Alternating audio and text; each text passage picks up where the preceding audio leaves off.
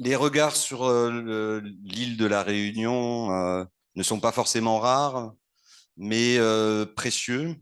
Vous allez avoir une conférence ce soir qui traite de ce sujet.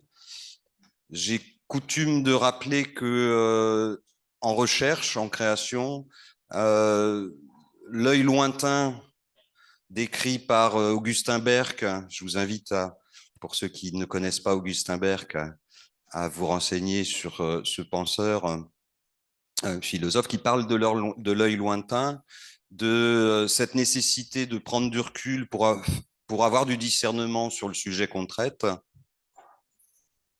Je pense à Claude Lévi-Strauss aussi sur un certain nombre d'écrits et de choses qu'il a pu dire sur cette nécessité de prendre du recul. Et je pense que là, le cinéma d'Emmanuel, enfin, vous allez le voir, a cette exigence aussi de regarder les choses avec discernement. Donc, je suis tout à fait ravi au-delà de ce que vous allez voir aussi d'un point de vue formel, qui me semble tout à fait intéressant, d'introduire cette conférence et de passer la parole à Emmanuel. Sans oublier de vous rappeler qu'il faut parler dans le micro, parce que après, si on veut revisionner la séance, si on parle comme ça, en fait, c'est absolument pas audible dans l'enregistrement. Votre serviteur se fend de mettre en ligne sur la playlist de l'école l'intégralité des conférences, c'est mieux quand on entend tous les dialogues, enfin tous les échanges à la fin de la conférence. Voilà, je vous souhaite une bonne conférence. Merci. Bon. Bah écoutez, bonjour tout le monde. Une heure, je sais que ça passe assez vite. Après, on aura une demi-heure d'échange. On me fera signe s'il faut que j'aille plus vite, hein, sur certains passages. Je voudrais quand même un peu contextualiser qui je suis, parce que je pense que ça donne quelques clés pour comprendre après les films que j'ai fait ici, à savoir trois films. Un premier qui est un moyen métrage qui fait 45 minutes à peu près, qui s'appelle Adieu à tout cela. Un autre film qui s'appelle Sac la mort, tourné celui-là en 2014, puis Maudit, tourné en 2018. Sac la mort est allé au Festival de Cannes dans une sélection à l'Acide, vous connaissez peut-être, l'association du cinéma pour le cinéma indépendant et sa diffusion. Maudit est allé dans d'autres festivals. Je le dis juste parce qu'aujourd'hui, dans le cinéma français, il y a un grand mouvement qui est en train de se passer. C'est que autrefois, il y avait les gros films, on va dire les blockbusters très commerciaux qui drainaient un public très important. Il y avait ce qu'on appelle aujourd'hui les films du milieu, qui étaient des films assez classiques. Je t'aime, tu ne m'aimes pas, j'habite à Paris, rive gauche, et je pars parfois en vacances en Bretagne, et tout ça. Bon, ça, c'était les films du milieu et qui drainaient un public très important. Et puis, les films tout en bout de la chaîne, qu'on peut dire ceux qui sont à la marge, mais comme disait Godard, qui tiennent la page. Et donc, aujourd'hui, la partie du milieu est en train de disparaître complètement. Et vous qui serez peut-être réalisateur, je ne sais pas, vous aurez en fait le choix uniquement entre faire des gros films bien coûteux qui vous rapportent plein d'argent, et puis des films en bout de chaîne où vous aurez une très grande liberté et pour laquelle vous allez pouvoir inventer des formes auxquelles on n'avait pas le droit quand le cinéma était encore mi-commercial, mi-d'auteur. Donc pour moi, c'est une chance, et moi je me situe plutôt évidemment au bout de la chaîne. Voilà. Donc j'ai commencé à m'intéresser au cinéma dans les années 80 et j'ai fait un premier film à la fin des années 80. Ça m'a donné envie de continuer. Je suis donc un métro. Et puis, j'étais dans une mouvance qui peut dire à la fois Renoir, c'est-à-dire que Renoir dit la fiction, c'est l'art de s'écarter de la réalité pour la rendre plus forte au spectateur, pour qu'il puisse repartir dans sa vie mieux armé pour continuer. Je m'inscris dans ce mouvement-là. Mes modèles ont longtemps été Bresson, Rossellini et Fritz Lang. À la fois Bresson et Fritz Lang parce que c'est des artistes absolument complets qui maîtrisent tout.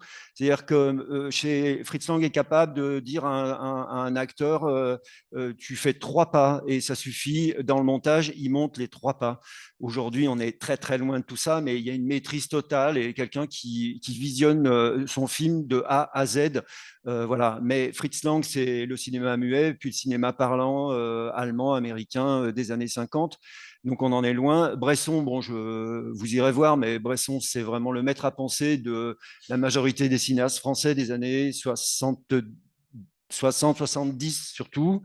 C'est proprement hallucinant, en fait. Bresson, c'est la maîtrise absolue. Et en même temps, dans son chemin, pour moi, c'est un modèle, parce que l'air de rien, moi, j'adore le chaos, c'est l'inverse complet du cinéma de Bresson, mais dans le chemin que Bresson fait, je retrouve des repères qui m'aident, moi, à avancer dans mon chaos, quoi, voilà.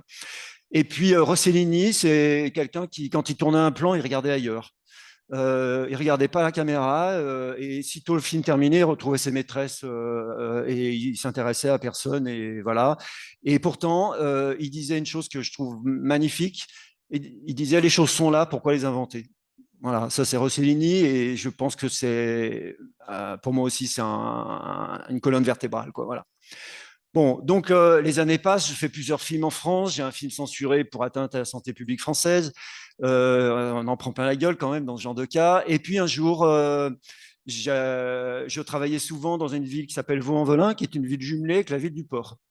Et un Réunionnais qui habitait cette ville depuis 14 ans a eu l'idée d'organiser un voyage pour un groupe d'adolescents, d'une quinzaine d'adolescents qui étaient d'origine tous migrantes, mais plutôt d'origine maghrébine ou antillaise, et qui trouvaient qu'ils ne trouveraient jamais de travail puisque la société française est vraiment trop raciste.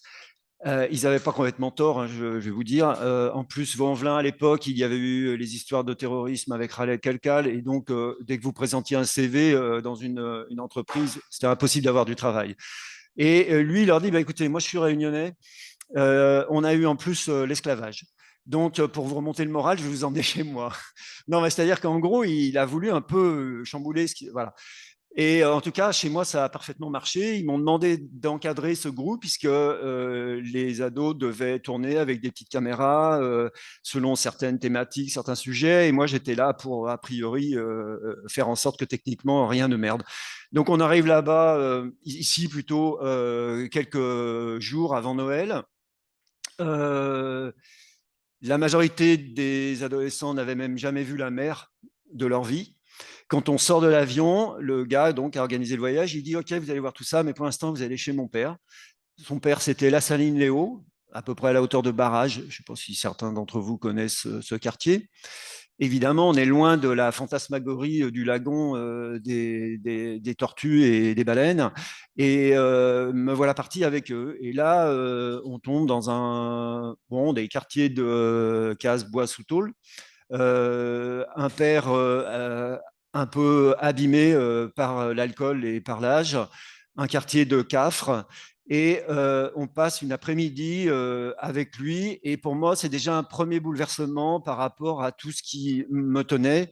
Euh, euh, euh, c'est la force émotionnelle des Réunionnais, enfin en tout cas de ces Réunionnais-là, qui m'a bouleversé. Bon, moi j'aimais bien Douglas Sirk, le mélodrame aussi, mais je voyais pas du tout possible de faire un film où l'émotion est mise en avant dans un film français. On est encore, nous, au temps de Louis XIV, c'est Versailles, vous voyez, le sens de l'équilibre français, c'est bien connu. Voilà, et soudain, je me dis, ah, là, il se passe des choses et c'est l'émotion qui prime. Et déjà là, il y a eu quelque chose qui m'a fait changer.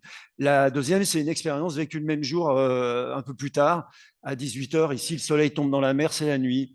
Et nous voilà repartis de chez le père et on s'aperçoit qu'on a oublié du matériel dans la case de cet homme.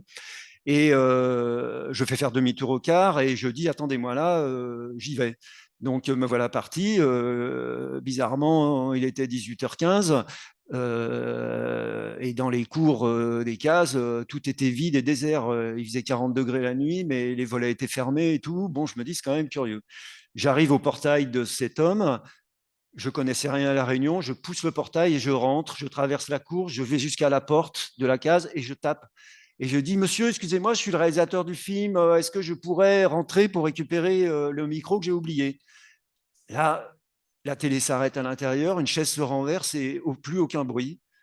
Je me dis, qu'est-ce qui se passe? Je retape à nouveau et à ce moment-là, l'homme, le père, sort avec une fourche à la main, il essaie de me la planter dans le ventre en hurlant, le diable, je ne veux pas mourir, je veux être vivant encore, encore. Et tout aussi brusquement, il me reconnaît, il me dit, écoutez, monsieur Parot, je suis vraiment désolé, je croyais que le diable venait me chercher et que c'était fini pour moi. Et voilà. Donc, soudain, j'ai une expérience qu'on va dire d'ethnocentrisme, mais un bon rappel, hein, quand on est d'une culture, on n'est pas d'une autre. Et donc cet homme, il croit aux bébêtes, hein, au mois de novembre, au mois de décembre aussi, entre 18h et 19h, les enfants ne doivent pas sortir dans la cour parce que les bébêtes sortent du cimetière, elles sont là, elles cherchent un corps pour se réincarner parce qu'elles sont mal mortes et elles ont envie de mourir en paix. Donc, j'ai appris après, enfin assez vite, qu'effectivement, cet homme croyait aux bébêtes.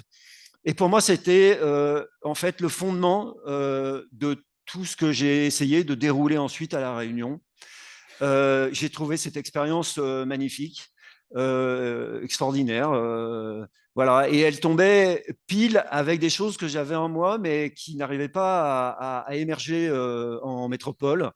C'est-à-dire la coexistence de cultures qui sont absolument différentes et qui pourtant peuvent coexister déjà, constituer à la fois un mystère et un pouvoir d'attraction phénoménal, en tout cas pour moi, et aussi une leçon de vie, c'est-à-dire que sur la planète, il serait temps que nous, les Occidentaux, on se rende compte que nous sommes ultra minoritaires, que la majorité des gens dans le monde ont une autre culture que la nôtre, d'autres pratiques, et que ça, cette diversité, elle est absolument phénoménale.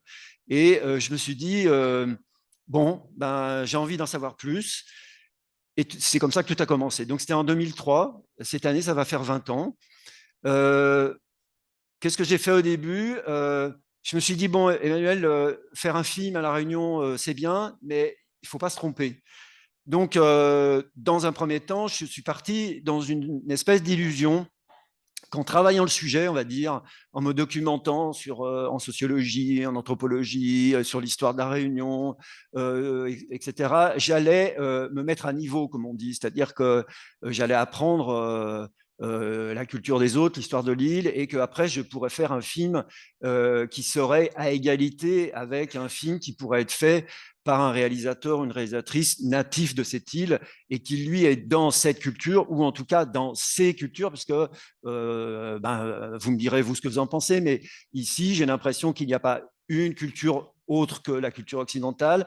Il y a des cultures, il y a une multitude de cultures avec des degrés assez divers, je crois, on va dire, de syncrétisme avec la culture occidentale, et que tout ça fait que c'est à chaque fois très différent.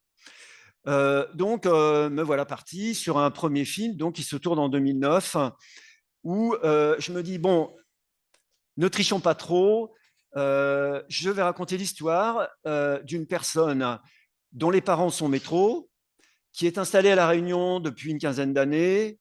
La mère vient à mourir, le père en a un peu marre d'être là, ce qui est le cas de beaucoup d'oreilles qui viennent ici pendant 4, 5 ans, puis au bout d'un moment, ils ont envie de rentrer chez eux. Et lui, comme il est un peu aventurier, il veut se barrer en Guyane, parce que là-bas, en Guyane, la vie est plus sauvage et il a envie de se barrer. Il se trouve que sa fille, elle, eh bien, elle est née à La Réunion, elle a les oreilles elle aussi, mais elle a des repères qui sont quand même réunionnais et elle voudrait rester. Bon, elle n'est pas majeure, elle est obligée de partir avec son père. Et le film se déroule sur les derniers jours de sa présence sur l'île. Elle remonte dans un village dans lequel il y a une personne qui la gardait quand elle était plus jeune, sa nénène, on va dire, hein, et elle apprend que sa nénène est décédée et la case de cette dame est même squattée par une autre jeune fille. Et elle est un peu surprise, mais elle va quand même rester dans cette case pendant un après-midi, ce qui va être l'occasion pour elle de se reconnecter avec la culture de ce que cette femme a pu, cette nénène a pu un peu lui transmettre. Voilà. Alors, déjà, sur ce film, rupture avec la façon traditionnelle de faire un film.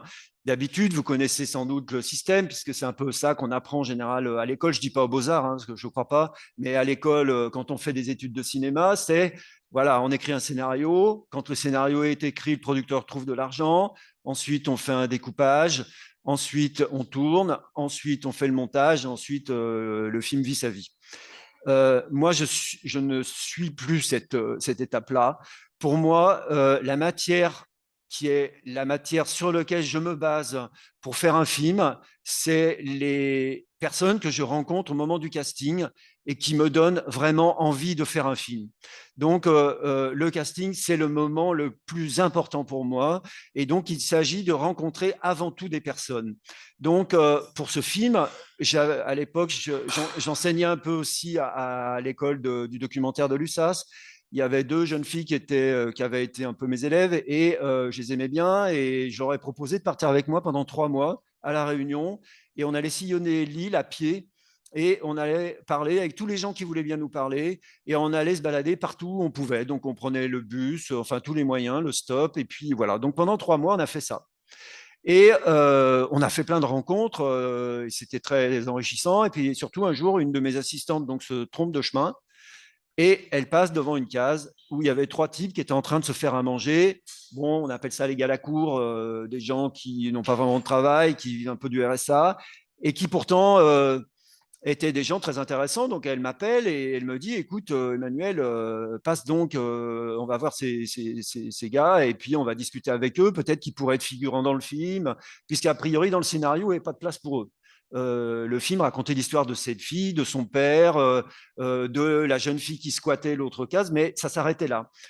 Et là, j'arrive et immédiatement, je sens qu'il y avait des personnes qui m'intéressaient. Et de fait, on ne s'est plus jamais quitté. Donc, je leur dis, voilà, je vais essayer d'écrire un rôle pour vous dans le film. Donc, on passe un peu de temps avec eux, puis selon ce qu'ils me racontaient de leur vie, j'intégrais ça au scénario. Donc, déjà, le scénario, il y avait une partie que je mettais à la poubelle, et puis il y avait une autre qui apparaissait. Puis pendant le tournage, euh, tous les jours, en fait, ce qu'ils faisaient était tellement fabuleux, à mon sens, en tout cas, tellement fort à l'image et au son, et ils avaient une invention, une imagination tellement incroyable que chaque fois que je rentrais le soir, je reprenais mon scénario et la nuit, je réécrivais le scénario. Et le lendemain matin, je disais à l'équipe, écoutez, le plan de travail, on oublie, et puis maintenant, on va tourner la scène à laquelle j'ai pensé cette nuit. Alors, évidemment, pour pouvoir faire des films comme ça, il faut avoir un entourage qui est un peu compréhensif, parce que souvent, les techniciens qui travaillent sur un film, ils ont longtemps préparé le film à l'avance, et ils ont assez peur. Tu vois, ils ont préparé, je sais pas moi, l'image, ils ont préparé ils ont une vision de la lumière qu'il doit avoir dans le film. Puis soudain, quelqu'un, le réalisateur leur dit, bah non, on change tout, et puis là, on va tourner à un endroit qu'on n'a pas repéré, pour lequel ils n'ont pas de projecteur, et ils ont peur que l'image soit brûlée ou que ça n'aille pas. Donc, bon, moi, j'insistais là-dessus, et on a fait tout le film sur ce mode-là. Ce qui fait que, et en plus, dans une langue qui n'est pas la mienne. Voilà, je ne parle pas le créole, enfin à l'époque en tout cas, je ne le parlais pas, je le comprenais très mal. Mais il est assez vite arrivé dans mon esprit que la grande majorité des gens de cette île sont soit bilingues, soit ils parlent le créole. Bon, si vous travaillez avec un acteur anglais, vous n'allez pas lui demander de parler en chinois ni en français.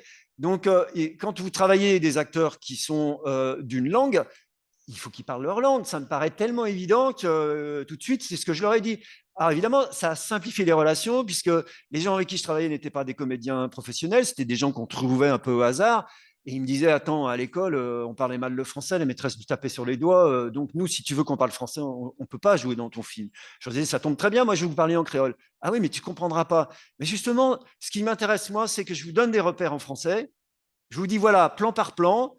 Euh, le début, il faut commencer à parler de ça. À la fin, il faut parler de ça. Mais au milieu, n'oubliez pas tel truc. Puis peut-être des fois, il y a une phrase là, c'est important. Parce que sinon, on va faire n'importe quoi. Il y a quand même un récit à écrire. Et ça, j'essaye de tenir ça. Mais euh, à l'intérieur de ça, vous avez une grande liberté. Et eux, ils me disent, mais c'est incroyable parce que nous, créoles, c'est pas une langue écrite a priori. Nous, le créole, c'est une langue orale. Chacun a le droit, même parfois, d'inventer des mots et de parler comme il veut et de dire ce qu'il veut.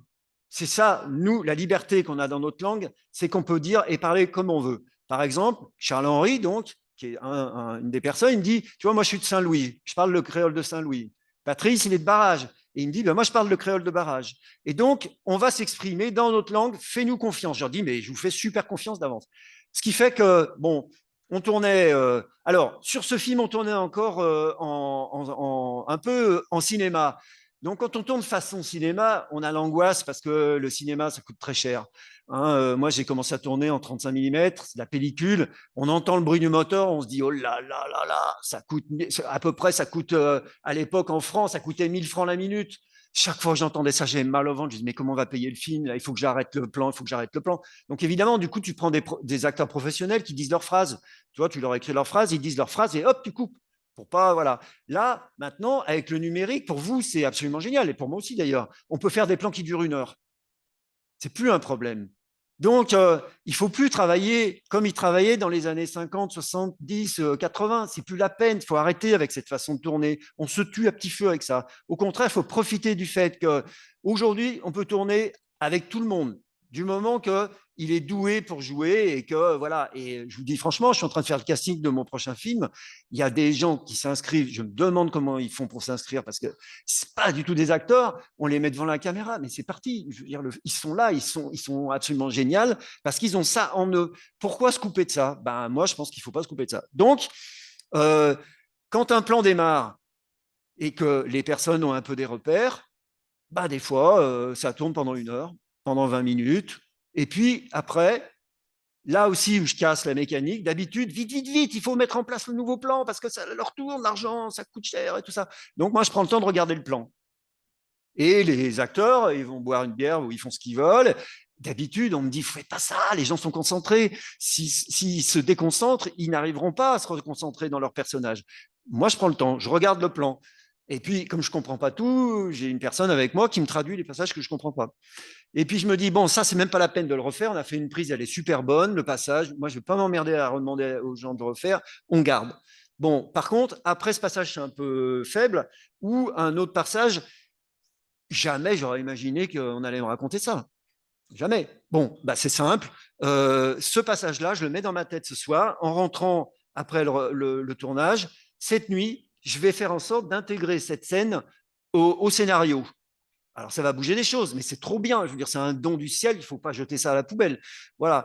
Donc, je dis, bah, OK, les caméras ou la caméra, elle était, mettons, un plan large et puis un plan serré sur telle personne ou ainsi de suite. Bon, bah, là, on va changer les axes de caméra et on se retrouve avec, à la fin de la scène qu'on a tournée, avec 7 ou 8 axes. Là aussi, moi, je ne travaille plus avec des plans, je travaille avec des axes. Et en faisant confiance aussi à quelque chose qui nous tombe du ciel, parfois, hein, l'immanence, c'est Rossellini, c'est que parfois, tout s'aligne. Les acteurs se déplacent. Moi, je ne mets pas de scotch par terre. Je ne leur dis pas, tu te déplaces de là à là. Non, ce n'est pas la peine. Ils se déplacent et à un moment, le cadre est merveilleusement équilibré. Voilà. Sur 1 heure, tu as 2 minutes qui sont absolument géniales. De toute façon, personne n'aurait jamais pu imaginer ça. Même le plus génie des génies, même Orson Welles, même machin. Moi-même, si j'avais dit, attention, toi, il faudrait que tu te déplaces de là pour être là comme ça, parce que le plan va être bien comme ça, on aurait passé la journée, on n'y serait jamais arrivé, il serait tout tordu, ils n'y arriveraient pas. Et là, clac, c'est la grâce. Donc, voilà ma méthode de travail. Bon. Ensuite, évidemment, on passe du temps au montage, hein, bien sûr. Et au montage, je réécris le scénario, puisque la matière que j'ai, tous les rushs, eh bien, parfois, ça va bien plus loin que ce que j'aurais imaginé même pendant le tournage. Vous savez, le tournage, c'est tellement, vous êtes sur un toboggan, vous ne savez pas vraiment toujours où vous allez. Et moi, j'ose le dire, parce qu'aucun réalisateur français vous le dira, lui, la plupart, ils disent, ils maîtrisent et tout.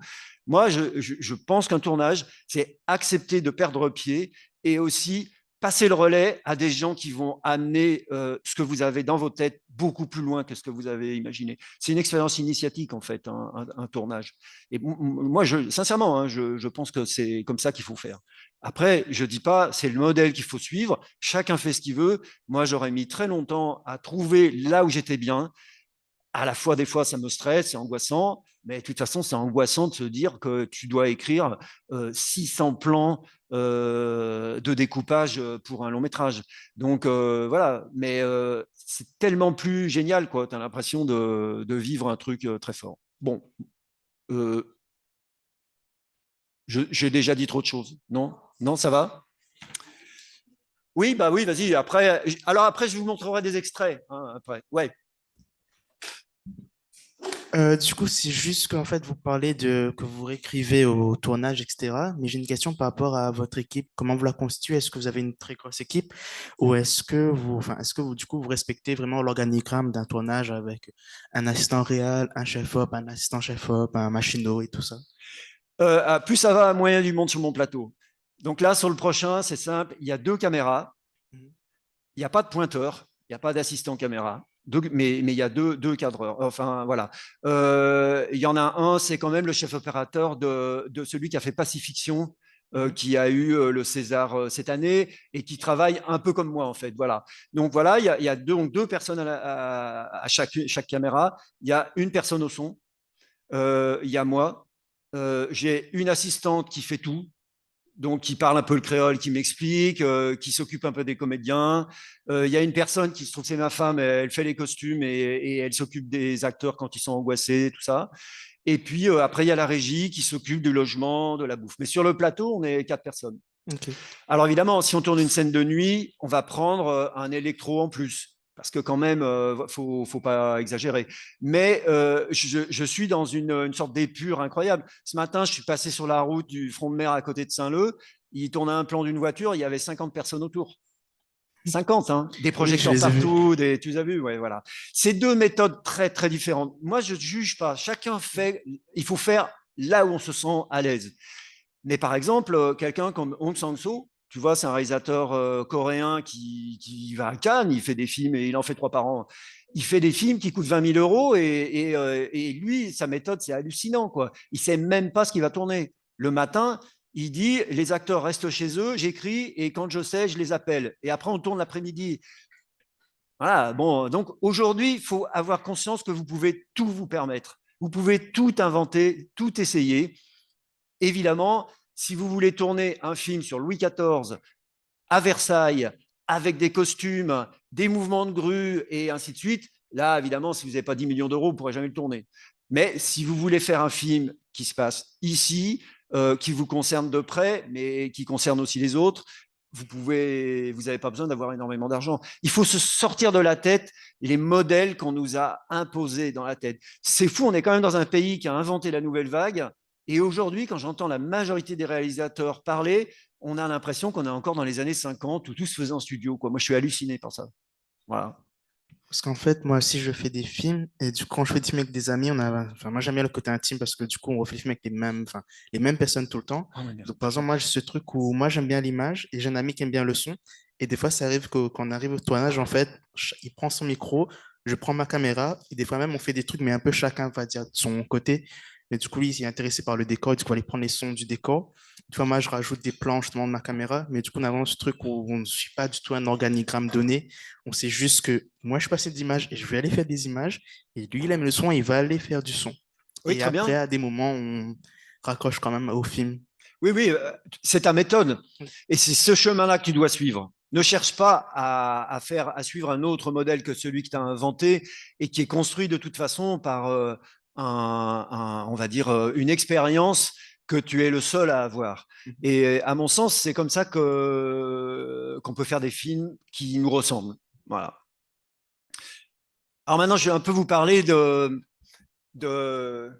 Édouard Glissant. Donc, je pense que longtemps, depuis toujours, enfin souvent, et même les écoles de cinéma en France disent ça, c'est que le réalisateur, c'est Dieu sur Terre. Un film, c'est le regard d'une personne. C'est le point de vue d'une personne et de personne d'autre. On est bien d'accord. Sauf que le point de vue d'une personne, il est construit par une société, par une histoire, par une géographie, par tout un tas de choses. Et donc, il faut arrêter de penser que le réalisateur, c'est Dieu sur terre au sens où tout ce qu'il dit, c'est parole d'évangile et qu'il n'a pas à et qu'il ne parle que de son nombril. Vous voyez ce que j'entends par là? Moi, je pense que on est dans une relation au monde et que le travail que je dois faire, c'est comment moi et les autres, on fabrique un film. Mais pas seulement techniquement, Mais comment, par le fait, et notamment, c'est pour ça que je continue de travailler à La Réunion, comment Patrice et Charles-Henri, qui sont d'une autre culture, d'un autre milieu social que moi, qui ont vécu des choses très différentes. Par exemple, Charles-Henri, quand il était à l'école, son instituteur ne voulait pas qu'il parle le créole. Il voulait parler créole, son instituteur le prenait par les cheveux, il plaquait son visage sur le tableau noir et il effaçait le tableau noir et il lui disait, puisque tu parles en créole, tu ne vaux même pas le chiffon à poussière qui me sert à effacer le tableau. On était dans les années 70. Et son instituteur, il était créole en plus. Donc, je juge personne, mais cette histoire-là, elle construit Charles-Henri différemment de ce qu'elle construit Emmanuel Parot. Charles-Henri et Patrice, c'est des acteurs de génie. Ils n'ont jamais fait aucune école de rien, mais c'est des acteurs de génie. Ils ont ça en eux. Ils sont alcooliques, ils boivent 1 litre de rhum par jour. Ils ont ça en eux. Mais moi, je leur dis, c'est une faiblesse, c'est aussi une force. C'est-à-dire que s'il s'agit de jouer quelqu'un qui est ivre ou quelqu'un qui a une relation à l'ivresse, vous pouvez l'incarner et vous n'aurez pas à tricher comme un acteur qui fait semblant d'être ivre. Travaillez à partir de ça. Faites de cette faiblesse une force. Parenthèse quand même, sur un plateau de cinéma, sur mon plateau, le rhum est interdit. Hein. Mais évidemment, après, comme ils boivent beaucoup, il y a des moments, il faut quand même qu'ils boivent, mais à ce moment-là, c'est dans les pauses ou le soir, parce que sinon, il faut une crise de tétanie. Mais donc, en alliant nos faiblesses et nos forces, nos connaissances, nos cultures, on fabrique un film qui, de toute façon, ne pourrait pas exister formellement de cette façon-là si je tournais mes films en France et si c'était eux qui faisaient leurs films à La Réunion.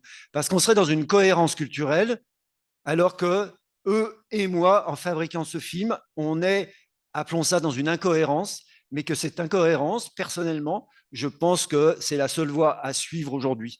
Alors, je vais vous lire 2-3 extraits de Édouard Glissant qui m'ont vraiment frappé et qui, pour moi, ont fondé et, en fait, m'ont aidé à passer de Sac la mort à Maudit. Après, je vous montrerai des extraits de chacun des 2 films, parce que je ne suis pas sûr que vous ayez tous vu les films. Voilà. Alors, je vous lis un extrait. On n'est pas à la messe, hein, mais quand même. Hein.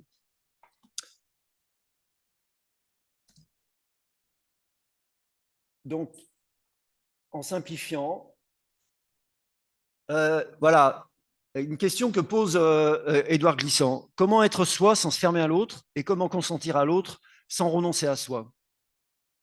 C'est une question, pour moi, qui est fondamentale. Comme pourquoi quelqu'un qui vient de métropole vient faire des films à La Réunion?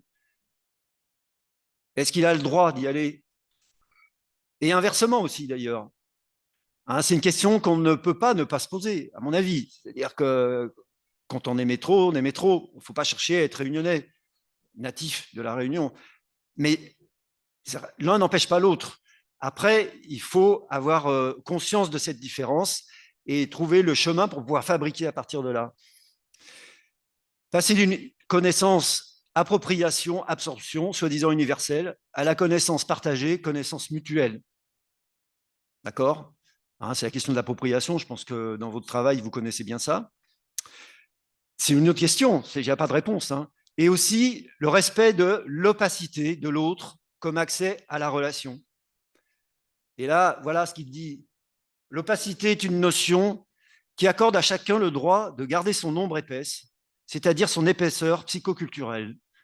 L'opacité ainsi comprise reconnaît l'existence chez chaque individu de faits culturels incompréhensibles à d'autres individus qui ne participent pas de la même culture.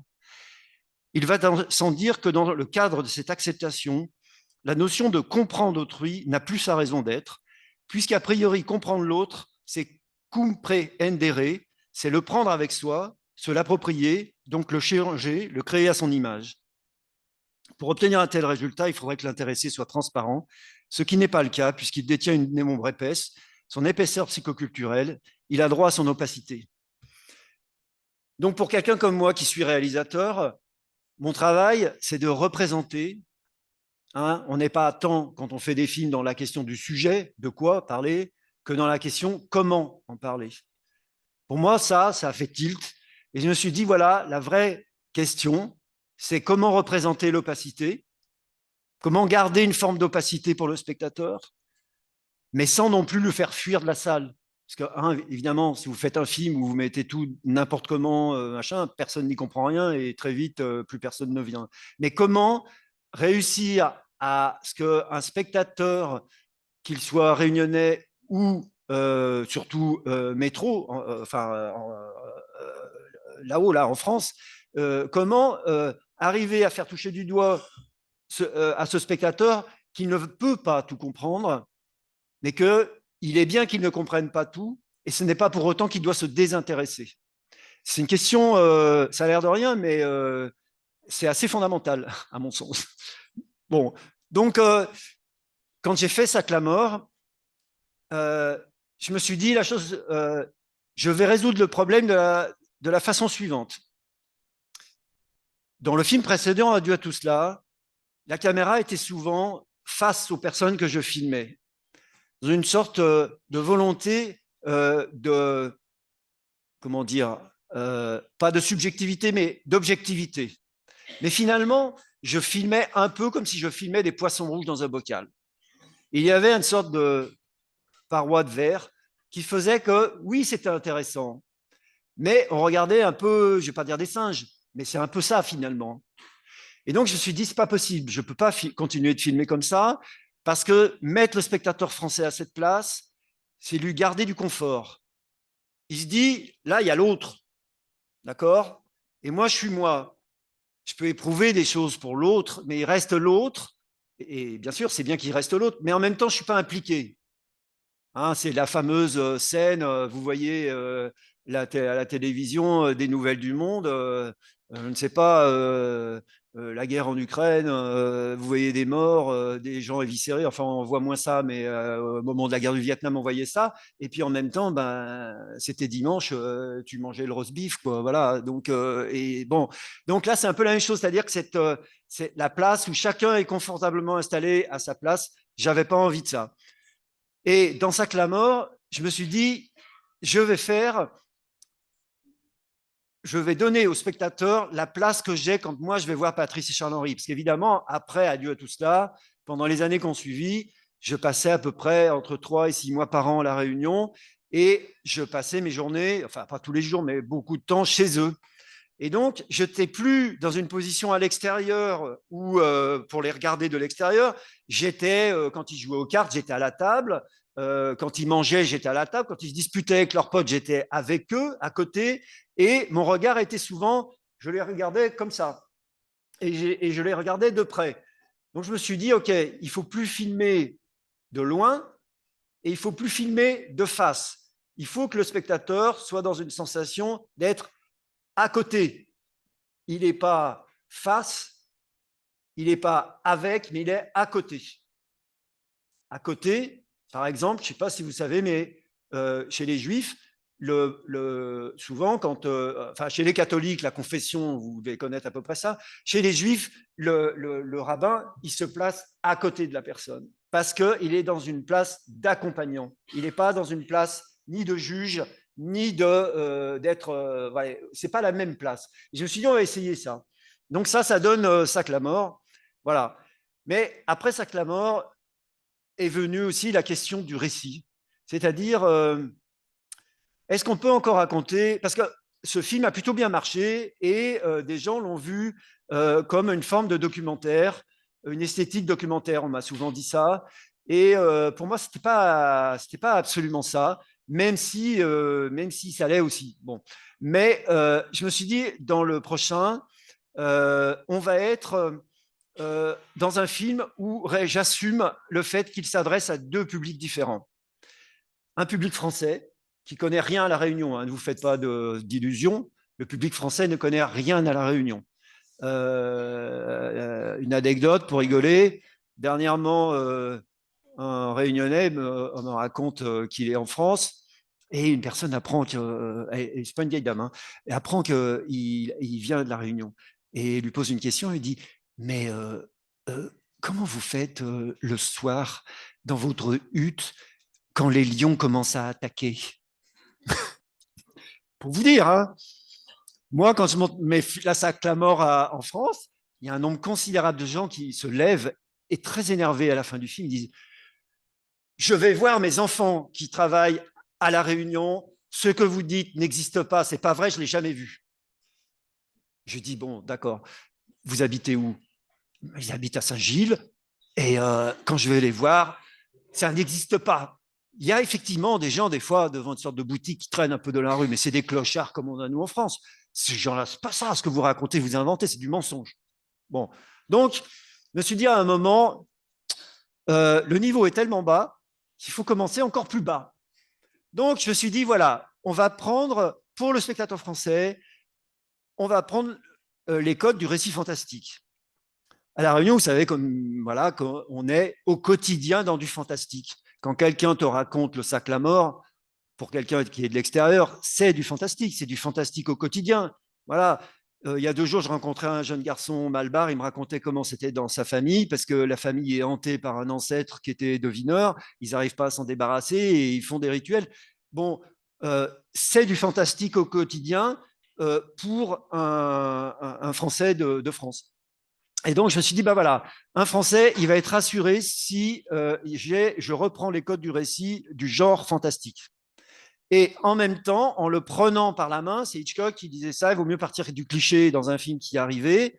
Eh bien, en le prenant par la main, je peux l'amener à la découverte de quelque chose qu'il n'imaginait pas exister, mais sur lequel il va au moins avoir conscience que ça existe, qu'il y a une pensée différente, que des gens vivent différemment. Donc, le film, pour un spectateur français, se présente comme un récit fantastique. 2 gars habitent à Plaine des Palmistes. Vous connaissez Plaine des Palmistes. Et là, il y a un des deux, il tombe amoureux d'une femme et qui est plutôt sur le front de mer, et donc il n'est pas là très souvent. Et l'autre Zozo, il est obligé de travailler tout seul dans la buvette, et au bout d'un moment, il est capté par les brunes de Plaine des Palmistes, et ça y est, il commence à se barrer dans un truc fantastique avec des apparitions, des gens qui sortent de la nuit, qui veulent l'embarquer et qui lui conseillent de tuer son pote parce que le pote, il est avec la fille dont lui est amoureux. Ça, c'est un récit fantastique à la française, classique.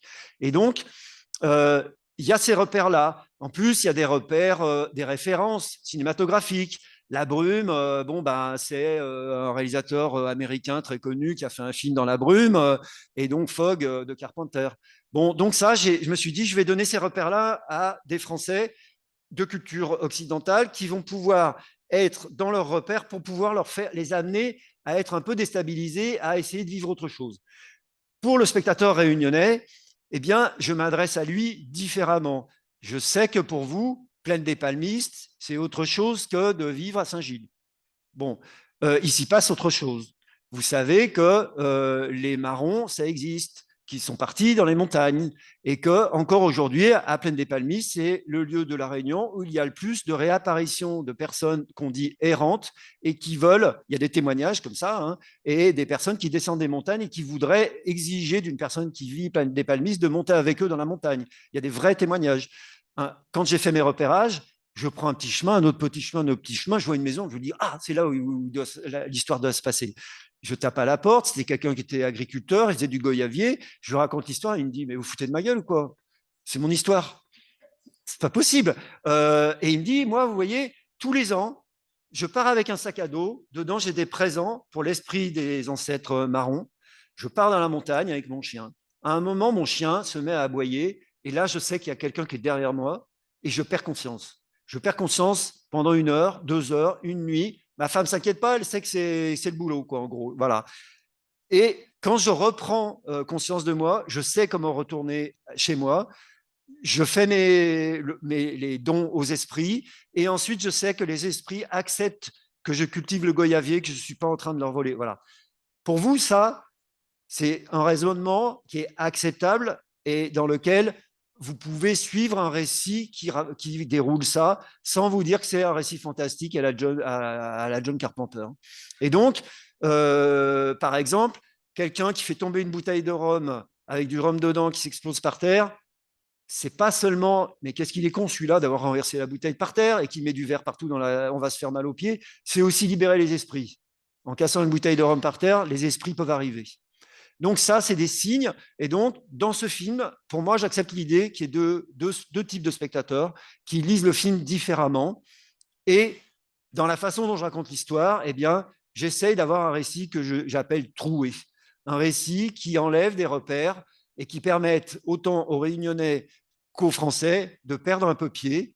Et après, c'est à eux à rattacher les morceaux, à se dire, tiens, dans ce passage-là, j'étais bien, je comprends tout, mais l'autre, j'ai rien compris. Mais voilà, ceci dit, hein, dans les films de Godard, il y a un peu ça aussi, hein, d'accord? Si vous en voyez, il y a un petit peu la même chose. Juste, je finis, j'en ai pour 30 secondes.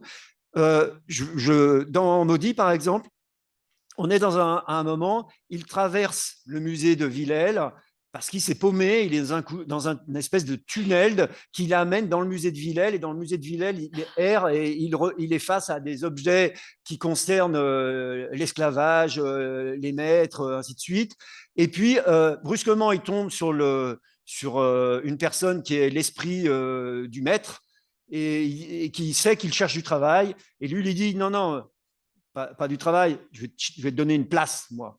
Hein, je ne vais pas te donner du travail, je vais te donner une place. Et il l'amène dans une cahute qui est un objet créé par Thierry Rivière, vous connaissez peut-être. Et dans cet objet, il sert de potiche, on lui demande d'être vigile là-dedans, et il a sa place. Et cette scène est tournée d'une manière... Celle d'avant est tournée de manière très fiction, et là, brusquement, on est dans du documentaire. Et donc, ces contrastes-là, je les souhaite parce que je pense qu'il faut que le spectateur soit tout le temps pris à contre-pied. Alors, il y a une limite à ne pas dépasser parce qu'on va me jeter mon film à la gueule et on va me dire t'arrêtes tout. Mais quand même, c'est un peu le sens de mon travail. J'essaie de toucher les limites, jusqu'où on peut aller pour que le spectateur soit quand même un peu contrarié ou pris à revers, mais qu'en même temps, ça lui donne de l'appétit pour en savoir plus. Voilà où j'en suis aujourd'hui. Voilà. S'il vous plaît. Parlez dans le micro, sinon ça n'est pas enregistré dans la captation.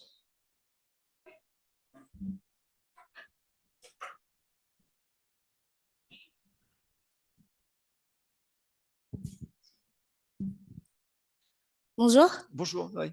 J'ai pas bien compris votre réponse à la question de la légitimité de filmer, vous, en tant que métropolitain, Oui. un peuple créole. Oui. Dans ce que vous expliquez, vous avez l'air de dire que vous faites le médiateur entre les deux. Non, du tout.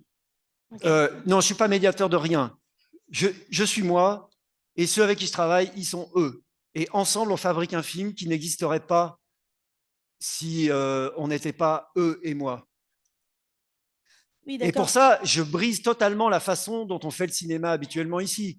Et d'ailleurs, que ce soit un blanc ou un réunionnais, hein, c'est vraiment, je ne respecte rien, parce que je pense que faire des films à La Réunion quand on est métro, en tout cas, je parle que de moi, je ne vais pas parler pour les Réunionnais, mais faire un film quand on est métro à La Réunion, on peut être légitime si on est dans une relation horizontale avec les gens avec qui on travaille. Est-ce que c'est pas plus clair? Non. Tu sais comment on fabrique un film classiquement? Oui. Et tu sais comment je fabrique mes films ou pas? Est-ce que tu comprends la façon dont je travaille? Ouais, mais je comprends pas la question de la légitimité, la réponse, j'ai du mal à la comprendre. Alors, explique-moi ce que tu appelles ce qui pourrait être légitime pour toi. Mais je ne sais pas, quelqu'un qui fait partie du peuple créole. Mais alors, je vais te faire une réponse. Toi qui es réunionnaise, tu n'es pas légitime pour faire des films en France, aux États-Unis, en Australie, en Afrique? Alors, ce n'est pas la même chose et je ne suis pas réunionnaise. Je ne sais pas, tu es... Voilà, la question pour toi de la légitimité, elle se pose à nous tous. Et personne ne peut l'ignorer. Après, c'est à chacun à s'inventer une manière de faire. Moi, je n'ai pas une relation verticale dans le travail que je fais. Je ne dis jamais à un Réunionnais avec qui je travaille, quand je travaille avec un Réunionnais, je ne lui dis jamais tu vas faire ci, tu vas faire ça. Je dis voilà, tu es qui tu es. C'est pour ça que, par exemple, quand je fais un casting, ça dure 3 mois. Que je rencontre tous les gens plusieurs fois. Là, par exemple, je suis là depuis 15 jours. Depuis 15 jours, je passe 1 heure avec chacune des personnes que je rencontre. Et ensemble, on parle du personnage. Ils me racontent ce qui les constitue, ce qui les intéresse, leur histoire. Et mon pacte avec eux, c'est que s'ils sont dans le film, ce qui les constitue, leur histoire, je vais l'intégrer au scénario. Et c'est ce qui va faire la matière de façon à ce que cette légitimité, elle se construit. Elle n'est pas donnée ni dans un sens ni dans l'autre. C'est mon point de vue. Hein. Sinon, je ne viendrais pas ici. Ok. C'est pas mon point de vue. C'est pas mon point de vue.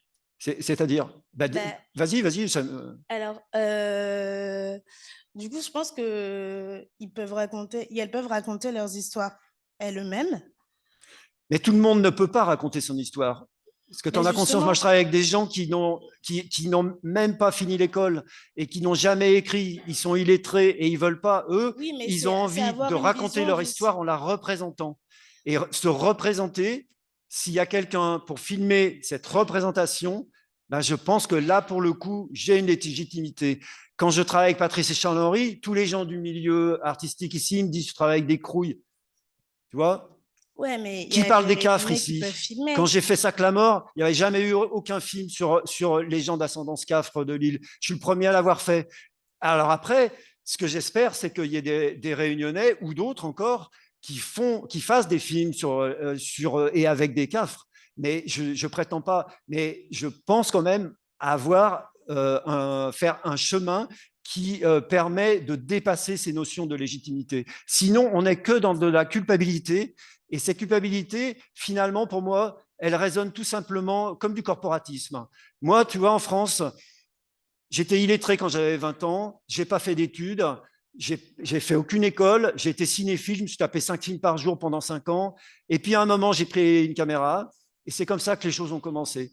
Mais, comment t'expliquer à un moment, il y a aussi une corporation, c'est-à-dire que tu as des gens qui naissent avec une cuillère en or dans la bouche, qui font du cinéma, c'est la majorité des gens, et ils traitent ceux qui ne sont pas de ce milieu comme de la merde.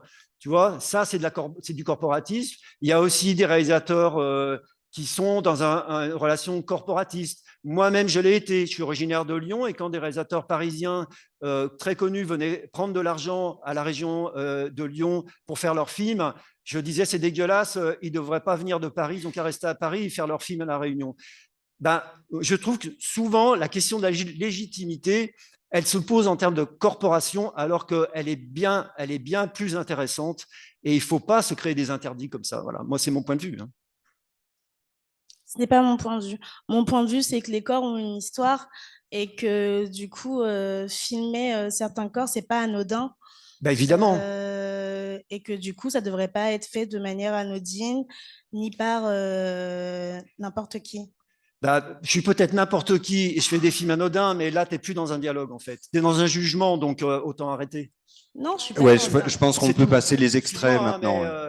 Moi, je suis dans un dialogue. Hein, je suis pas dans un jugement, j'ai donné un... Ah si, anodine et machin, c'est anodin ce que tu dis, du coup. Je parle pas de votre travail, je connais pas votre travail. Je parlais de la notion... On est là pour découvrir son travail. Oui, bah, je voudrais juste peut-être dire une toute petite chose sur cette notion de légitimité. Il n'y a pas très longtemps, j'ai été invitée à faire une intervention sur Van Gogh et dans une soirée VIP. Et donc moi, c'est un peintre que j'adore. Et quand je suis arrivée, je pense qu'il y a des personnes dans ce groupe qui ne connaissaient pas mon faciès. Voilà. Et c'était la question, mais qui est-elle pour pouvoir parler de Van Gogh? Voilà. Donc, je mettrai juste sujet à méditation. Mais après, comment dire, que cette question se pose, oui, c'est évident, mais elle se pose dans tous les sens. Et c'est le travail, ça peut occuper toute une vie. Moi, c'est voilà. Moi, j'ai peut-être aussi une question. Je pense que tout le monde est légitime, oui, de parler de la Réunion, tout ça, et puis ça dépend juste de nuancer un point de vue. Le seul point sur lequel je voudrais vous poser une question, c'est quand vous dites les Français de France. Il y a eu un débat récemment où c'est l'Hexagone, et vaut mieux s'exprimer en disant les gens de l'Hexagone et ici, parce que la Réunion est française, et ça, c'est des trucs quand même... Ouais, alors... mais ça n'a rien à voir avec votre travail. Mais bon, là, on est un peu en dehors de mon travail, mais moi, ma position, elle est... les Noirs américains, parfois, ils préfèrent qu'on les appelle ils s'auto-appellent nigger. parce que pendant des siècles, on les a traités de sales nègres, et donc ils renvoient aux Américains, qui sont au racisme américain, ils renvoient ce terme en se revendiquant nigger. Donc moi, j'utilise le terme de métropole plus que hexagone. Oui, mais on est français Tu et sais pourquoi? métropole. Tu connais le terme de Oui. métropole, d'où Oui, il vient? mais justement, et ça fait écho à des trucs qui sont super pas chouettes de l'histoire de la Réunion. Donc vraiment juste ce choix de mots. Mais après, je pense que oui, vous êtes parfaitement légitime de parler de la Réunion. Tout le monde Mais je ne sait, suis pas ça plus dépend. légitime qu'un autre. Quand on parle de représenter Non, le mais je suis corps d'accord avec vous, noir, c'est pour ça. je pense que j'ai autant de légitimité, à condition que je me pose les bonnes questions, à le représenter que quelqu'un qui est réunionnais. Par exemple, Fontano, il fait des films, et je trouve que heureusement que Fontano fait des films. Tu vois, je prends la place de personne, et je trouve intéressant de pouvoir voir à la fois le film de Fontano et le film de Parot, parce on vient pas des mêmes points d'origine, on n'a pas les mêmes histoires, on ne se vit pas de la même façon. Effectivement, vivre de l'intérieur le racisme à l'égard des peaux noires, je ne peux pas le vivre de la même façon. Je ne cherche pas à faire croire que je le vis de la même façon. Ce n'est pas pareil, ce n'est pas la même façon. Par contre, j'ai des choses à dire, et Fontano et d'autres ont aussi des choses à dire, et c'est ça qui est intéressant, c'est tout. Vouloir dire il y a lui ou n'a pas le droit et lui a le droit, pour moi, Ah non, je non, ne mais comprends pas. je suis Après, parfaitement... Non, non, mais je suis parfaitement d'accord avec vous. Moi, c'était juste sur le terme d'être français, en fait. Enfin, ah oui, oui, on est en la France. question d'être français. Ah oui, mais c'est juste Ouais, ça. mais bon, ça, moi, je Non, c'est me super pose pas la important. question. Vraiment. C'est... Faut... Moi, Voilà. ouais, mon pays, c'est le cinéma, voilà, je vais dire. Voilà. Ok.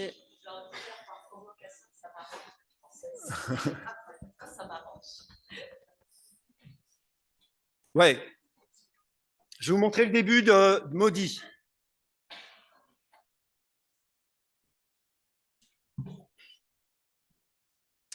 Est-ce que j'en donne l'explication ou avant ou après? D'accord.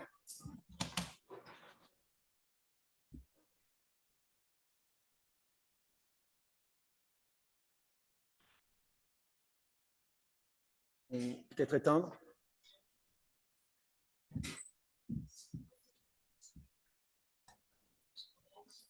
Le quoi? Là? Là? Non, partage. Ah, là. Ok, voilà.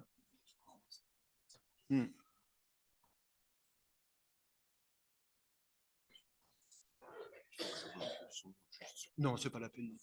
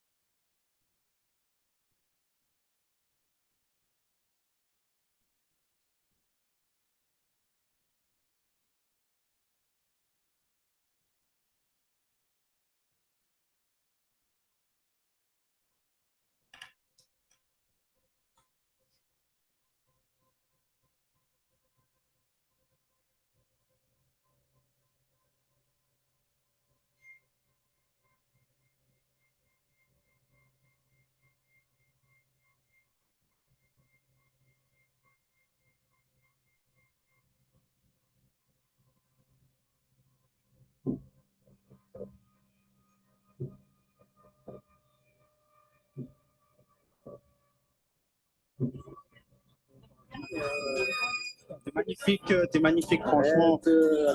Allez,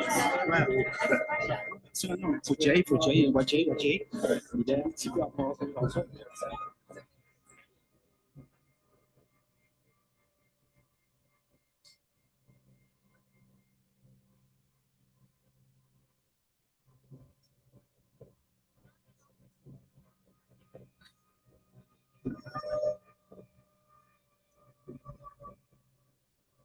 Je pense que peut-être là, franchement, il n'ose pas dire boudin dans la pipe.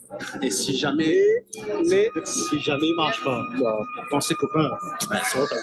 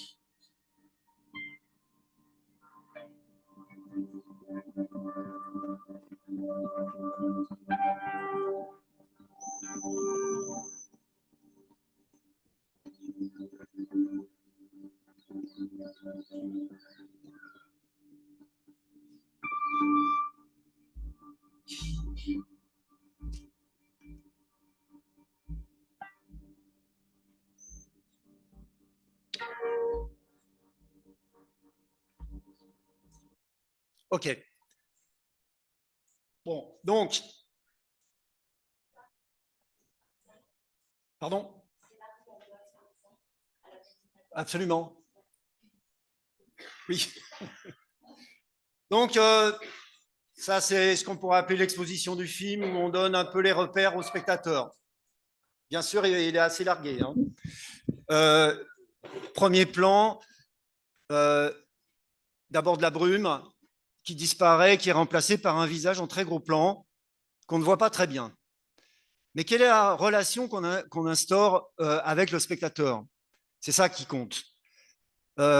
C'est la question du regard caméra. Vous connaissez Monica de Bergman ou Les 400 coups de Truffaut.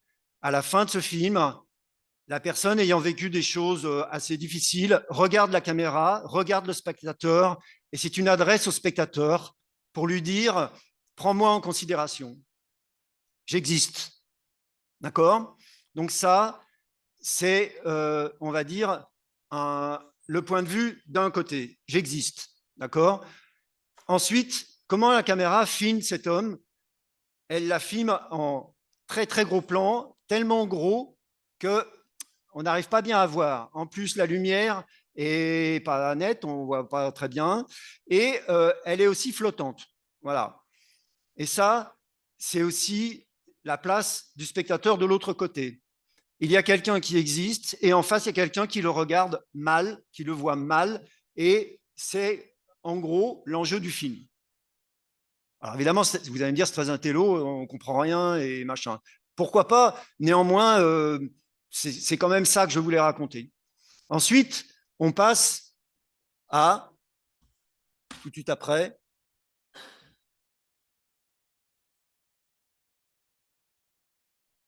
une scène dans un tunnel, d'accord? Sur la fin du générique. Pour moi, c'est simplement, d'abord ce tunnel, vous le connaissez peut-être, c'est le tunnel qui traverse la Réunion de part en part, d'est en ouest. Et ce tunnel, il ne faut pas aller chercher tellement loin, parce que le cinéma, c'est aussi de la métaphore très simple. Quand on est dans un tunnel, vous voyez bien ce que ça veut dire. On avance dans un tunnel, quoi. Voilà, c'est tout. Des fois, quand Godard, dans Détective, il filme Johnny Hallyday, et son personnage dit « Je suis la moitié d'un homme ». Godard, il filme Johnny Hallyday, il filme la moitié de Johnny Hallyday. Bon, ben voilà, écoute, des fois, le cinéma, c'est ça. Donc là, on va s'enfoncer dans un tunnel, et qui s'enfonce dans un tunnel ne sait pas vraiment où il arrivera, s'il arrivera au bout, et voilà. Ensuite, et là, on change de support.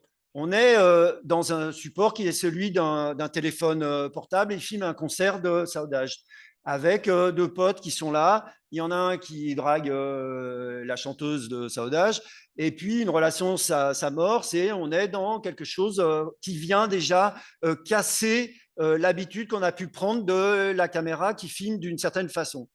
Et puis, encore bouleversement, là, on est dans une caméra qui avance, hein, et qui passe à l'intérieur d'une cage de foot ou de hand, traverse une pelouse, passe devant un drapeau français, les portes s'ouvrent et elle sort dans la route et elle regarde deux joggeurs qui passent, et il se trouve que c'est nos deux camarades. Bah, c'est tout simplement très simple. On va se décadrer, on va quitter le territoire sur lequel on était, qui appartient à la France. Les portes s'ouvrent comme dans un film de Dreyer et on passe sur la route qui va nous mener sur un chemin. On va suivre ce chemin, sachant que là, tout au bout, on voit déjà les montagnes de Plaine des Palmiers se profiler. Or, ces montagnes, elles vont être là, présentes et pesantes pendant toute la durée du film. Voilà. Quand on commence un film comme ça, évidemment, c'est pas, voilà, j'ai 17 ans, je sors du lycée, je rencontre Joseph qui sort d'un lycée privé et nous allons manger une glace ensemble et ensuite, voilà. Donc ça, moi, ce genre d'histoire, pour moi, c'est irracontable aujourd'hui. Ça fait 100 ans qu'on nous bassine avec ça. Il faut raconter des histoires autrement. Il faut trouver une autre manière. Et encore une fois, trouver aussi une autre manière parce que faire un film ici, entre des Réunionnais et un métro, eh bien, on ne peut pas fabriquer la même chose ensemble que si je filmais sur mon territoire d'assignation. Voilà. Vous avez des questions? J'ai pas une question, il y a juste un truc qui me tenait à cœur de dire. Merci.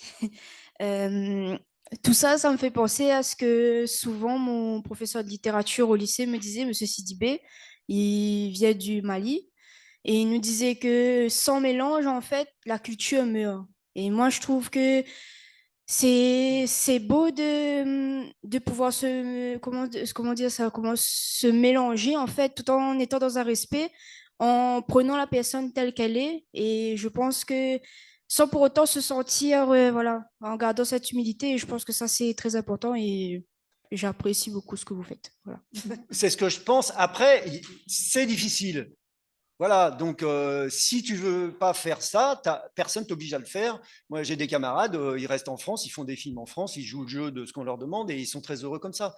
Moi, ça me suffit pas. Voilà. Et quand même, ici à La Réunion, enfin, je suis un peu surpris de ce que j'ai entendu tout à l'heure, parce qu'à La Réunion, quand même, il y a des gens qui sont de culture malbar, qui coexistent avec des gens qui sont de culture musulmane ou de culture catholique ou de culture malgache, et vous coexistez. Moi, j'ai participé à des cabarets malgaches. Toute la nuit, des personnes rentrent en transe. On invoque les ancêtres pour savoir si on peut avoir un enfant, s'il faut sauter la mer pour aller travailler en France. Et le matin à 9 h, tout le monde se change. Il met une croix et une chemise blanche et ils vont à l'église. Et cette juxtaposition de culture, je trouve que c'est une richesse incroyable. Et pour moi, quand même, il n'y a qu'à La Réunion qu'il y a cette richesse-là. Et plaquer des schémas américain à La Réunion, à mon sens, c'est une impasse totale. Quoi. Voilà, c'est ce que je pense. Mais après, vous avez le droit de ne pas être de mon avis. Moi, ce que j'aime, c'est dire ce que je pense. Et j'aime bien que des personnes en face puissent me dire ce qu'ils pensent eux. Voilà. Oui. Je voulais juste dire que il y avait un retour de l'impérialisme américain à La Réunion en ce moment. Un point de vue, et c'est juste pour vous dire que vous dites que vous êtes surpris, mais il faut aussi accepter les points de vue de chacun, et on n'a pas les mêmes passés, les mêmes ressentis vis-à-vis de regard des autres, et qu'il faut aussi l'accepter et l'entendre, et ne pas être dans la fermeture de la discussion, et comprendre qu'on a chacun une confrontation aux choses que l'on voit, que l'on ressent vis-à-vis de notre passé. Et ça, faut juste pas l'oublier, que chacun, on est différent, et c'est justement ça qui est beau, qu'on est différent, mais que du coup, on ne réagit pas de la même manière aux choses. Du coup, dans votre travail, il faut que aussi vous l'acceptiez, qu'il y ait des regards qui sont, comment dire, ça peut atteindre profondément, parce qu'on n'a pas le même regard et le même passé. Mais vous croyez que j'accepte pas ça? Bah, c'est juste Moi, j'ai aussi. l'impression que je dis ça depuis 1 heure, mais. Et il me semble que le discours depuis 1 heure, et pour ceux qui étaient là dès le début, hein, quand on parle de. Ah, mais t'étais pas là au début. Voilà. Donc, en ayant entendu le début de la conférence et même un petit peu l'introduction que j'ai faite, ça amène un éclairage qui donne que la discussion n'a pas lieu d'être, puisque dès le début, les choses étaient posées. Ouais, mais il y a Voilà. des questions qui touchent.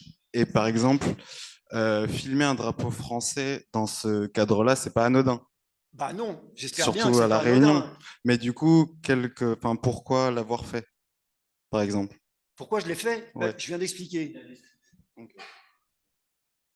J'ai pas le droit à d'autres choses? Je ne peux pas expliquer autrement de dire que le film embarque le spectateur à quitter le cadre, à quitter le territoire de la France, puisqu'il y a un drapeau français planté, hein, c'est comme sur la Lune, il y a un drapeau américain, voilà, et les portes s'ouvrent et on rentre dans un paysage qui est tout à fait différent et dans lequel on va s'embarquer, que le film va déployer pendant 1 heure et des poussières. Mais, enfin bon, non, mais si tu n'étais pas là au début, voilà, mais moi, en plus, comment dire, je fais pas un film sur, je filme une relation, voilà. Et cette relation, elle est physique, elle est avec des personnes et des personnes qui acceptent de travailler sur mon film à des places différentes et ensemble, on fabrique un objet qui n'existerait pas si j'étais seulement réunionnais ou si j'étais que français, que je filmais qu'en France. Moi, mon travail propose cette relation-là. Après, oui, chacun a le droit de penser ce qu'il veut et de faire ce qu'il veut. Voilà. Oui. Non, en fait, moi, j'aime bien votre façon de justement filmer parce que je me posais la même question. Par exemple, j'ai envie d'interroger les proches de ma famille, comme ma grand-mère, etc. Et je pense que eux, ils peuvent pas, enfin, ils n'ont pas les codes de l'art ou du cinéma. Et du coup, moi, j'ai juste envie d'avoir ce même rapport que vous avez. Et de, par exemple, juste m'occuper de ma caméra et de laisser ma grand-mère être ce qu'elle est et raconter des choses comme elle a envie de raconter. Absolument. Et du coup, moi, j'adore Tu as le vu point le de vue. film de Mathieu Tavernier Non, dans le jardin de Pépé? je vais Regarde ce voir. film. Il n'y a qu'un Réunionnais qui peut faire ce film. Voilà. Mais moi, en le voyant, en tant que Français métropolitain, j'ai appris énormément de choses. Je ne comprends pas la moitié de ce qu'il y a, mais je suis fasciné et je trouve merveilleux que ce film existe. Et je trouve particulièrement triste que Mathieu Tavernier ne fasse pas de nouveaux films. Voilà. Mais ça, après, c'est aussi une question d'énergie qu'on a ou qu'on n'a pas chacun. Et il faut qu'il trouve des solutions. Mais je ne suis pas pour dire, tu vois, eux, ils n'ont pas le droit de faire des films, c'est moi qui en fais. Je trouve au contraire que dans cette multiplicité de films qui se font, c'est génial. Moi, j'adore le film de Décapite, par exemple, Jamal Paradise. Je trouve que c'est un film qui aussi nous fait toucher du doigt un mode de vie de jeunes réunionnais qu'il connaît lui, et il n'y a que lui qui peut en parler. Moi, je n'irai jamais sur ce terrain-là. J'ai bien expliqué où est le point d'origine de mon intérêt sur la Réunion. Hein, c'est la rencontre avec à Barrage et c'est ça le point d'origine. Je ne peux pas tricher avec ça. Il y a des spectateurs qui m'ont dit oui, mais monsieur, vous vous intéressez qu'aux CAFRE, il faudrait s'intéresser aux uns aux autres. Alors en rigolant, déjà j'ai dit bah ok, donnez-moi beaucoup d'argent et puis je vais faire ce qu'a fait Balzac. Hein, mais pour faire le travail de Balzac, je suis désolé, j'aurais pas assez d'une vie. Donc, il y a tout un tas d'autres personnes, d'autres réalisateurs qui ont à faire tout un tas de films. Vous imaginez pas, je pense, il n'y a même pas 15 ans à La Réunion, il y avait 0 film fait par des Réunionnais. 0. Aujourd'hui, il y en a une multiplicité. Il y a un vrai changement. Et c'est à vous à porter ça plus loin et à nous surprendre. Hein. Moi, J'ai juste une autre question, mais c'est juste qu'en fait, j'ai vu votre film Maudit il y a peut-être, je crois, 2 ans, il était passé à Saint-Pierre. Et du coup, je suis parti le voir avec ma mère. Et du coup, en fait, là, la façon dont vous le présentez, justement, je vois une autre lecture que vous disiez. Et je trouve ça super intéressant. Mais c'est vrai que quand moi, je regardais, je m'étais justement reconnu les codes de l'île ou quand les gars ils sont dans le bar, des trucs comme ça. Et du coup, votre façon de raconter ça d'une histoire, comment dire, j'ai oublié le terme que j'utilisais, mais de récit fantastique. C'est intéressant. Et du coup, c'est vrai que quand moi je regardais, en fait, j'étais avec ma mère, elle n'avait pas forcément tout compris aussi. non. Ouais. Mais du coup, après, ça a donné justement lieu à une discussion entre elle et moi. Mais du coup, je trouve aussi qu'il peut y avoir des liens justement entre moi et ma mère, qui ont peut-être des âges différents et du coup des codes aussi un peu différents. Mais du coup, c'est quelque chose que je trouvais intéressant. Oui, j'ai beaucoup de retours comme ça. Mais il y a beaucoup de Réunionnais âgés, on va dire, qui m'ont dit qu'ils avaient peur pour moi. En disant, vous parlez de choses dont on ne doit pas parler. Mais c'est leur génération, c'est pas la vôtre. Hein. Parce qu'ils ont peur. Voilà, certains m'ont dit, vous, on a dû vous jeter des sorts, vous allez tomber malade. Voilà, il y a eu ça hein, sur Sac-la-Mort. Parce que il y a même eu quelqu'un pendant tout le débat qui m'a dit le Sac-la-Mort n'existe pas à La Réunion, vous êtes un menteur, c'est pas possible. Et elle est venue s'excuser après dans un coin en disant Je suis obligé de vous dire ça parce que sinon, je risque d'avoir un sac la mort chez moi. Bon, et donc, il y a un vrai... Et voilà, quelqu'un m'a même dit, le sac la mort, vous pouvez en parler parce que vous êtes métro. Donc, vous sautez la mer, donc vous ne serez pas atteint par ça. Et nous, on ne peut pas en parler. C'est pour ça que moi, je pense qu'il y a une complémentarité entre les gens. Voilà. Et donc, voilà, heureusement que Mathieu Tavernier existe et je pense que heureusement que j'existe aussi parce que, voilà, l'équipe technique de Adieu à tout cela, quand j'ai décidé de tourner en créole, la plupart, ils étaient réunionnais. Tu sais ce qu'ils m'ont dit? Ils m'ont dit tourne en français ou en anglais, sinon ton film, il sera regardé nulle part. Les Réunionnais qui me disaient ça. Donc, voilà, tu vois, les mentalités, elles changent, elles bougent. Et voilà, c'est parce que tous ensemble, dans la diversité, on fait bouger des choses et ça interagit. Et après, il y a quelque chose de plus fort qui arrive. Aujourd'hui, le cinéma réunionnais, il existe. Hein. Il y a quelqu'un qui a eu l'avance sur recette il n'y a pas longtemps, la Maman veut plus. C'était jamais arrivé. Fontano, il fait des films qui vont à l'autre bout du monde. C'était jamais arrivé. Bon, bah, voilà, il faut construire quoi et avancer. Et juste une autre question, mais où est-ce qu'on peut trouver vos films là, si on veut le regarder? Bon, déjà, tout à l'heure, je disais en rigolant, sur aucune chaîne de télévision. Oui. Canal Plus ne veut pas de mes films. François, vous savez, la chaîne française qui voilà, n'en voulait pas, il trouve que mes films sont sales. Ils disent, à Canal Plus, ils disent, les gens vont se désabonner si on monte vos films, d'accord? Et François, quand ça existait, il disait que donc mes films sont sales parce que la vocation de François, c'était de faire venir les touristes dans les territoires ultramarins et que s'ils apprenaient qu'il y avait des Patrice et Charles-Henri comme ça, ils ne viendraient pas. Voilà. Par contre, bon, je pourrais donner le lien. Il y a un lien, un streaming où on peut, pour 2 € et des poussières. Oui, je crois qu'il y a des plateformes comme Quafilm ou je sais pas comment il s'appelle, Alors, mais qui Quafilm, diffusent des films indiens. je C'est crois que fermé? Quafilm, ils ont Ok. fait faillite. Et Oifilm, ça va pas mieux, je crois. Ils ont été tués par Canal+. Ah, Et, mais par contre, je peux te donner, je crois qu'il y a un truc qui s'appelle Capucine. Ça Capucine. s'appelle Ok. Capu, Capusen. Et là, si tu tapes Sac la mort tu trouveras. Ok. Et après, je sais qu'ici, dans les médiathèques, il y a mes DVD sont souvent Ah, là-bas. Mais ok. aujourd'hui, regarder un DVD, c'est difficile. Hein. Oui. Ouais. Mais à l'école, on peut regarder avec les ordinateurs qui sont dans la salle en haut. Ah oui, d'accord. Oui. Et dernière chose, sur mon prochain film qui devrait se tourner à partir du 13 novembre jusqu'au 2 décembre, il y a la place pour 2 stagiaires qui Je sont viens. des stages rémunérés. S'il y en a qui sont disponibles et que ça intéresse, même si c'est une semaine, ben, vous faites le lien et vraiment la porte est ouverte. Moi, Voilà. je veux. Je signale aussi, parce que je suis d'une nature culpabilisée, qu'un des acteurs de Maudit donc, a un projet de court-métrage. C'est un Réunionnais, il habite au Guillaume, d'accord? Il a envoyé son projet écrit à 169 sociétés de production, 169 françaises et réunionnaises. Personne ne veut le produire. Du coup, je le produis. Voilà. Ça donne un peu de légitimité aussi, ça.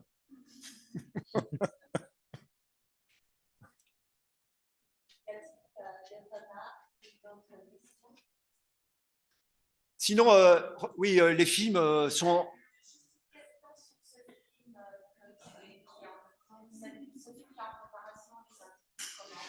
Alors, le titre provisoire, c'est Quitter les lieux. Voilà. Quitter les lieux, c'est construit à partir d'un peu de tout ce que je vous ai raconté. Des spectateurs qui m'ont dit que je filmais que des cafres. Donc, je me suis dit, OK, je vais m'intéresser à d'autres que des cafres. Donc, dans le film, il y a une fille sénégalaise et il y a une fille comorienne, d'accord, qui arrive à La Réunion et qui se retrouve aidée par Patrice, Charles-Henri, et elles sont amenées à vivre dans la case de Patrice et Charles-Henri et de se frotter au milieu, voilà.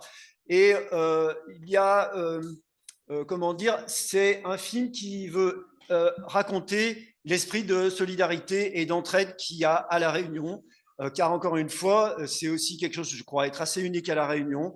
Les gens sont quand même solidaires, il y a un esprit de famille qui déborde le cadre de la famille stricte, et ça, je trouve que c'est quelque chose de merveilleux, et Et voilà. Donc, ce film va parler de ça. Voilà. Bon, par ailleurs, je veux parler de l'urbanité, parce que pour l'instant, j'ai plutôt parlé de paysages qui sont dans l'entre-deux, quoi, dans les villages qui sont un peu dans les hauts. Je veux parler de gens plus jeunes que ceux qui étaient dans mes films précédents, donc il y a un peu tout ça, voilà. Et le film se construit en ce moment, donc il y a un scénario, j'en suis à la 500e version, et ça continue, et voilà. J'ai une autre question. Vous avez beaucoup parlé de comment vous faites vos films, mais du coup, comment vous trouvez votre point de départ ou le début de l'idée? Le point de départ, c'est souvent des choses que des gens me disent et qui me restent en tête. Ok. Le prochain sera sur la question de la légitimité, probablement. Non, je rigole. Mais je pars de là, en fait, maintenant. Je pars pas d'une histoire à raconter. Ok. Parce que, en fait, je n'ai pas d'histoire à raconter. Enfin, après, bon, on n'a pas de temps, mais je pense être d'une génération dans laquelle l'histoire n'existe plus pour nous. Il y a une histoire avec un grand H qui existe, qui est là, elle est partout autour de nous, dans les champs de Cannes, elle s'imprime en nous, mais nous n'avons plus de récit. Avant, il y avait un récit, il y avait la Bible, il y avait le Coran, il y avait des récits structurants. Ces récits structurants n'existent plus.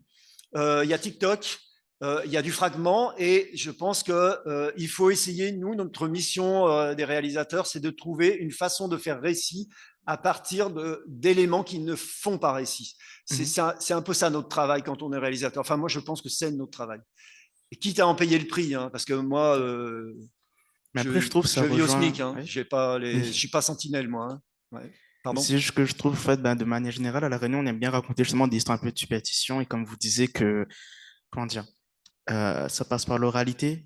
Quand le créole, justement, c'est plus une langue parlée que écrite. Mais du coup, je trouve que ça rejoint aussi le fait de partir de justement des discussions et ensuite d'aller chercher un peu comme vous faites. Du Absolument, coup, ouais. vous prenez pas vraiment parti quand vous posez la caméra et du coup, vous accompagnez bah, le créole, du coup, qui raconte son histoire. Ouais, ouais, tout à fait, ouais. Du coup, je trouve ça intéressant. Ouais. Je sais pas s'il y a d'autres manques. Faut arrêter. Non. Bah, je peux vous passer le début de Sac la mort, qui est un film très différent. Hein. D'accord. Ok. Alors, donc là, Escape. Bon, j'étais un peu agressif peut-être, non, non. Bon, ok, ouais. Je trouve qu'à un moment ça va, quoi. Alors, voilà.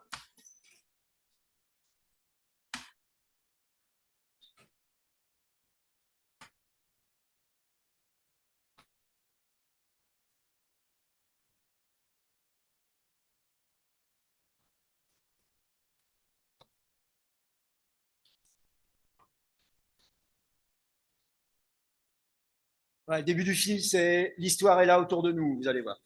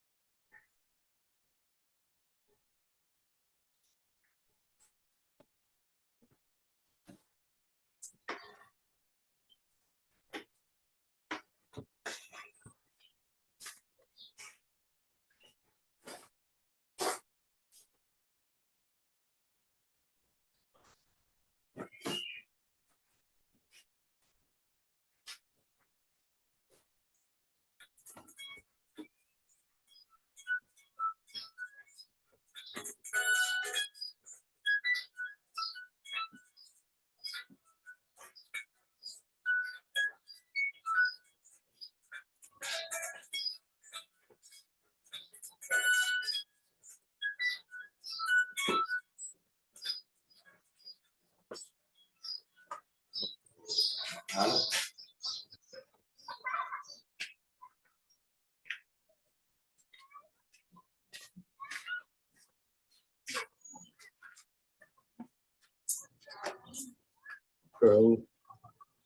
Mais le problème là, venez regarder. Pas ça. J'ai le téléphone là, j'ai répondu là. Regardez. Mais pour mon téléphone. Alors, les gendarmes. Quoi? Gendarme.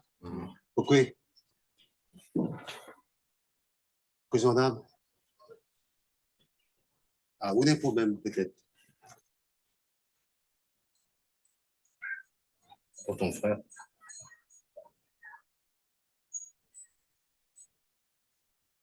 Pour mon frère. Pourquoi il a dit là? Gendarme m'a dit où? Ils ont retrouvé la tête. Ah. La tête de mon frère.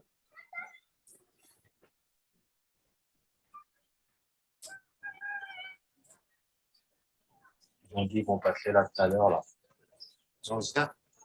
Plus tard, ils ont dit qu'ils vont passer là pour venir. Pour que tu vois si c'est lui ou pas. Viens ici. Vraiment ici même. La case. Ah, moi, c'est toute case, la tête de mon frère. Autant de mentir, moi. Pas vrai. Pas vrai. Pas vrai. Pas vrai. Pas vrai.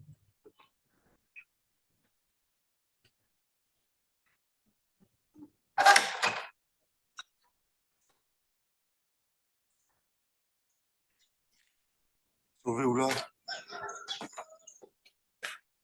Hey, Patrice, moi, je suis ouf. Mathieu Olivier, ça.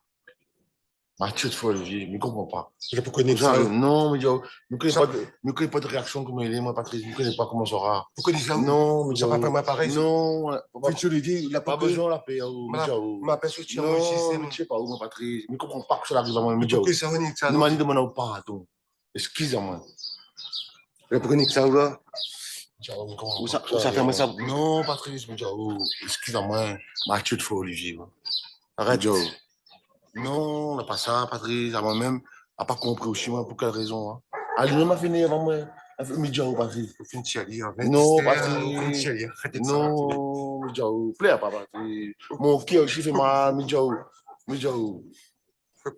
Non, Patrice, Midjao. Plaît pas, Patrice. Plaît pas, Midjao. Plaît pas, Midjao. Arrête, s'il te plaît. Midjao, Patrice. Je comprends pas que ça arrive. On peut faire ça parler.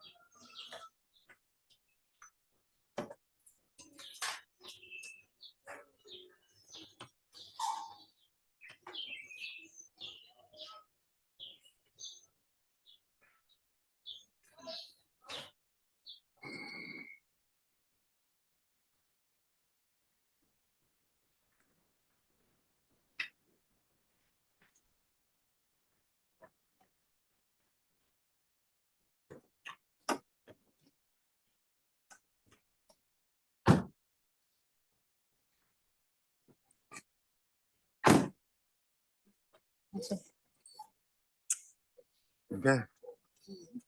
Madame. Madame, viens en bas à moi. Ah bon? Madame, il veut ça sur le lit pour de la tête, là. Ah, d'accord. Mais il n'a pas fait ça, moi. C'est vous qui allez venir avec moi parce que votre maman est en carême. Elle fait le carême, monsieur. Pour le chia? Maman. Mais si le monsieur il dit, c'est vrai. Allez, suivez-moi.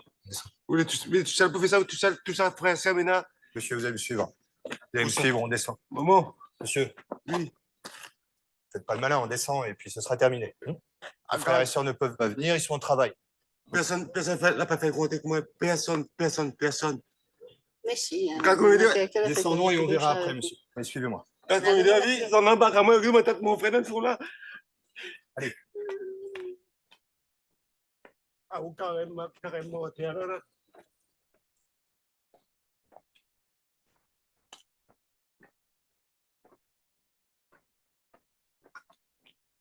Ça va aller, monsieur? S'il vous plaît. Vous regardez, mais vous ne touchez pas. Hein.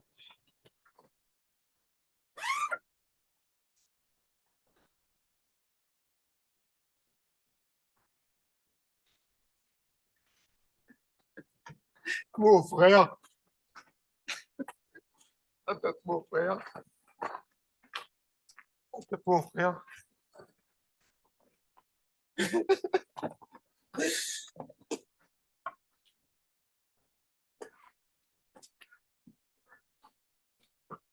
Mon frère. C'est mon frère.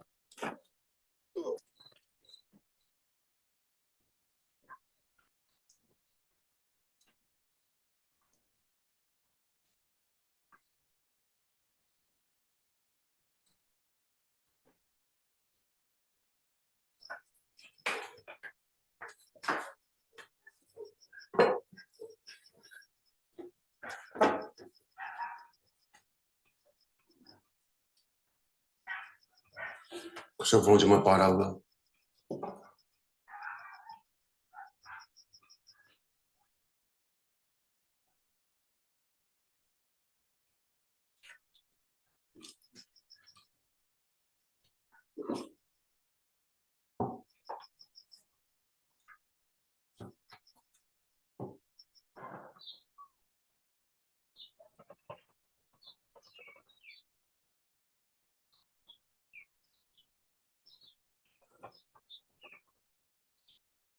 La municipalité ne peut pas être employeur de tout le monde. Mais la municipalité doit mettre une politique attractive. Il faut arrêter. Oui.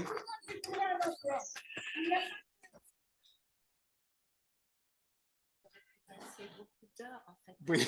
à discuter. Parce qu'on n'a pas parlé des couleurs. Là. Non, pas du tout. Non, non, non, non. Peut-être avant de vous lever, on va conclure cette séance proprement. Et pour que vous puissiez prendre votre bus, hein, j'ai compris.